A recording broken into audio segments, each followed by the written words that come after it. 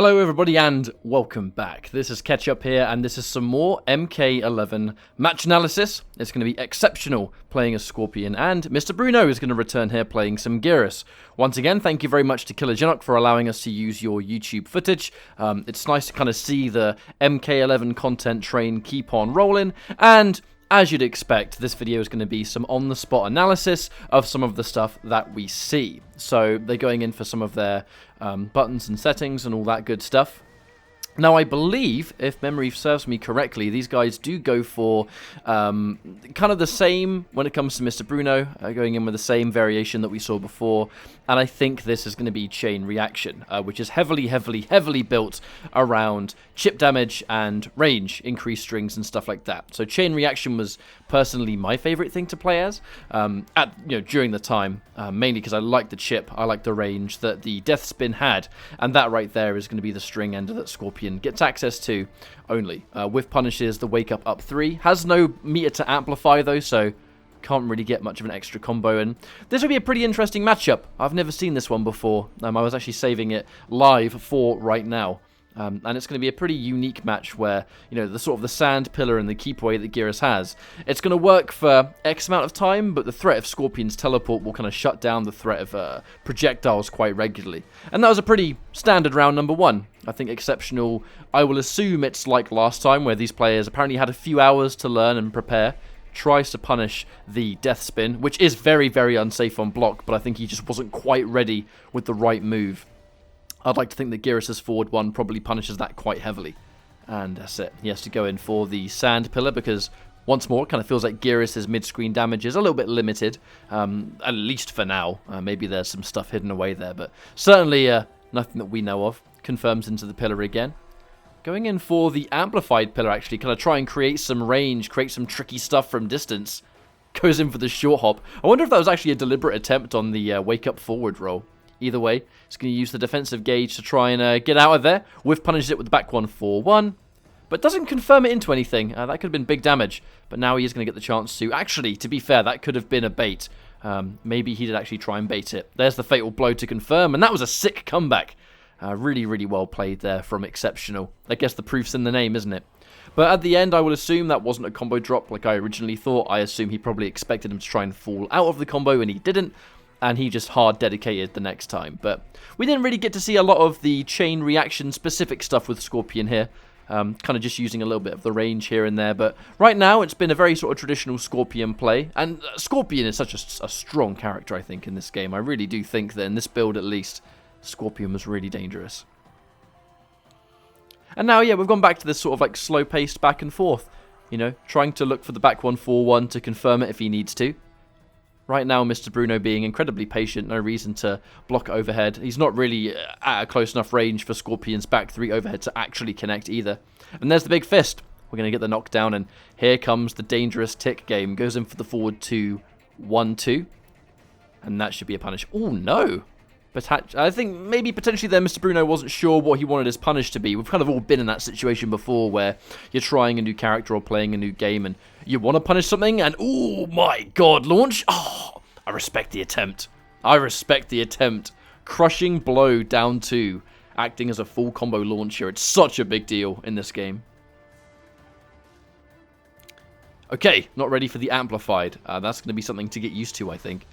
Scorpion players may just do a teleport and let the extra hit rip, and if they're ready to confirm, they'll get a full combo. Speaking of which, there's the jump kick. The forward 3-2 is going to be Scorpion's extender because he's got the Death Spear combo ability, allowing for a little bit of extra hit confirm time, which is just vital. So useful for Scorpion. Neutral duck into the 1-1 spear. Excellent whiff punish. And now we're going to go for the ability string once more. Try and cash out the damage. Wake up 3 because why not?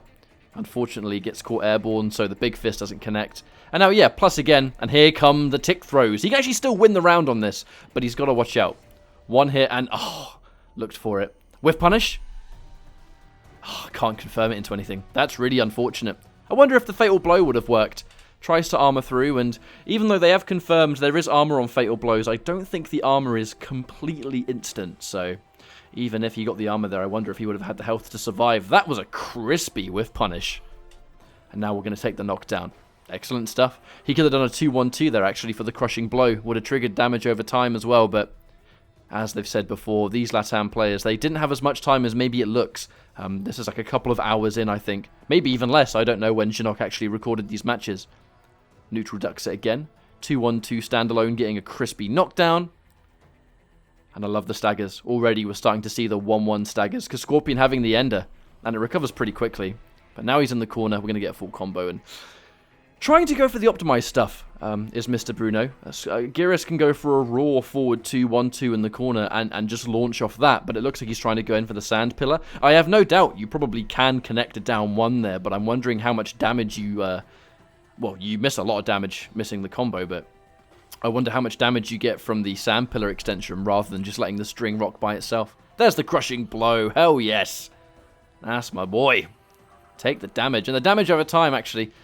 only just finished triggering, so we're still going for quite a while. This is that pressure game I'm talking about. I wonder what that string is on block. I think that's forward 3-2, I think, for Geras. Something like that. Confirm it once more. Whiff punish. Scorpion players have to watch out for that one. Launch. Yes. Oh, man, I really do. I see what Mr. Bruno is trying to go for. I really, really, really do. That... He's trying to go for these tricky little conversions, he's trying to launch, he's trying to go for strings for further damage, and the stuff he's going for, it makes perfect sense, but I feel like what we're seeing right now is just a complete product of him not having the muscle memory, right? Normally when you go for those little wayward conversions, you're kind of ready and your hands do the rest. You know, you don't even have to think about it. I kind of think that's what Bruno is trying to do, but because he hasn't played the game enough, he hasn't quite got that muscle memory just yet, and he's got Scorpion near the corner. The thing about Scorpion is, even if Geras likes having the opponent cornered, Scorpion's amplified teleport seemed pretty generous on block, so that's a pretty good escape. There's the punish, goes for the pillar again. There's the down one, and I must admit, I actually feel like, at least this early on, maybe Geras would be better off just doing the forward 2-1-2 by itself. The sand pillar, yes, it launches, and yes, he's getting a down one after, but it doesn't even look to me like he's getting much at the end of it. But that said, he gets a solid round. And there it is. We need some training mode, really, I think, to further optimize these combos and maybe see if the sand pillar's worth it on the end. Because I strongly believe maybe the raw launch might be sufficient. You just don't have enough hits done to get the other stuff. Goes in for the forward 2 by itself. I assume that might have been a Titan tackle tick throw. And, man, this is a matchup changer. Like, if you're against Scorpion, Scorpion players have to watch out, dude. If you have the 2 bars of defensive gauge and you're going to try and combo him, Scorpion is probably very, very punishable to a well-timed breakaway. Like, look at every single time. This is such a wonderful demonstration of how dangerous breakaway will be as a mechanic that Mr. Bruno, every time he's getting launched, he's using the breakaway. And because Scorpion is still recovering from the spear, he's wide out in the open. You can punish him with anything there. And there it is. The back 1-4-1 pressure game. Raw Titan tackle. Not going to kill him because he hasn't got the wall. That would have killed if he had him against the wall. Would have seen a brutality there too. But you have to get them by the corner first. Counter pokes with the fatal blow. You cheeky man. What a comeback made. And that whole thing came from the fact that Exceptional just wasn't close enough to the wall. So we didn't get the extension for the extra damage. Look how much health he had. Like 2% that looks like. Made closer to 3, I suppose. And there it is, the overhead. We've seen such little of the overhead so far. I think he's really saving it for the moments Bruno's almost forgetting it exists. There's the forward 3-2 conversion. Breakaway, but he goes for the down 2. I think that was a bait. Genuinely, I think that might have been a bait. That didn't look like a mistake to me. There's nothing Scorpion would go for that would give you a down 2 by accident. Takes the minus frames for the grab. Smart stuff. Get him blocking. Yeah, there's that forward 2 low. Wake up roll to get away. There is brief invincibility on the roll. Caught by the overhead game. Wake up 3. Takes his turn. Really trying to enforce a tick grab. And there's the raw one. Unfortunately, has to go. Oh my god! Oh my god! Jesus Christ! I had no idea that string even... Alright, so I didn't know that string, crushing blowed, and I sure as hell didn't know it did that much damage. Oh my god. Look at that blueberry syrup on his face. The bubblegum bro. That was so much damage. My god. I wonder what the crushing blow requirement is for that, you know. I wonder if it's something to do with catching an opponent once again on maybe a counter hit, because that forward 2, we've already seen that forward 2 ticks into the Titan tackle. So theoretically, maybe if the opponent's trying to challenge it, there, perhaps if they try and challenge and press a button and get hit by the low on counter hit because they guessed the tick throw wrong, perhaps that's what triggers a crushing blow into what looked like 40% damage. That is a devastating mix-up, and I can't wait to experiment with that one for sure. Crushing blow, yeah, that 10-hit combo triggers it, and the damage over time, the grab's going to be completely guaranteed now. This has been a sick match, and you can see the difference that the crushing blow makes. You can build your entire game plan around it. In this case, if Geras' forward 2-string does indeed crushing blow if the opponent gets counter hit, expecting a grab, that just turned that into a very, very dangerous, pretty much 50-50 scenario of Titan tackle or not. And if you think he's going to go for the grab and you try and get out, you're dead. You are dead. And that, ooh, was that an Ania? My god. Take the whiff. Can't really convert it. Not close enough to the corner, unfortunately.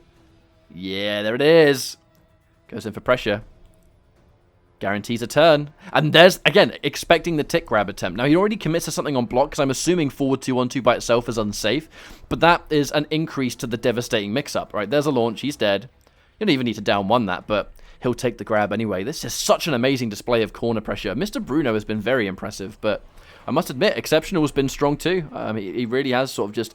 Yes, it's basic Scorpion, but he's kind of doing what Chain Reaction is best at, which is just the extended strings. You can almost ignore the death spin with the chip damage, and it's the extra strings that make Chain Reaction scary, purely because of that. And I wonder if the down 2 is a launch attempt. Because if you counter hit the opponent or punish them, and the down 2 triggers on Crushing Blow for the big launch, I can only assume that perhaps there is a combo that exists there where you can launch the opponent and then down 2, maybe at Crushing Blows. Or maybe he's trying to do it and it doesn't work, and he's in the process of figuring it out.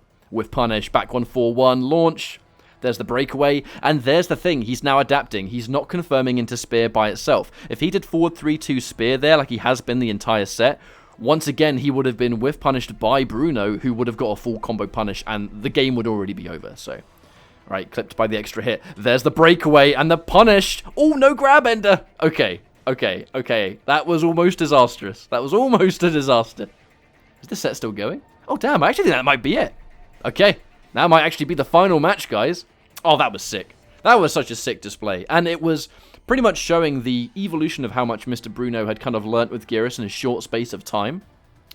And then, from the flip side, it was Exceptional showing that he is adapting really well to the changes of Mortal Kombat 11. You know, right at the start of the set, how many times, I even pointed that out earlier on, how many times was he getting caught by the breakaway and he's just whiffing spear, completely vulnerable. And then by the end of the set, he was going for the raw forward 3 by itself because he was trying to bait the breakaway, get the defensive gauge out, and then you can start pressuring as normal. On the top of that, we started to see some mix-ups involving Geras' forward 2. I strongly think, I know this is early days, but Geras' forward 2 mix-up game could be pretty devastating. If you're expecting those ticks and he has the forward 2-1-2 launch, he has, I can't remember the string name, so I've been, refraining from mentioning it, but the forward 2 string that has the hidden low in it and the grab ender for the damage, I thought that was just a damage ender, but the crushing blow doing nearly 40% damage is, oh my god, that one hurt. That one hurt, and that is just one of many crushing blows that these characters have. So, I guess that's it, guys. Thank you once again to Killer Shinnok for letting me analyze this footage and kind of react to it live, as I have been doing. And thank you all very much for watching. I know the content well has been pretty dry for MK11 so far. They've been keeping the gameplay pretty close to their chest, has NetherRealm. But thanks to people like Killer Shinnok, we can still kind of keep the MK11 content train going. Thank you all for watching. Stick around for some more action. And, as always, I'll see you next time. Bye-bye.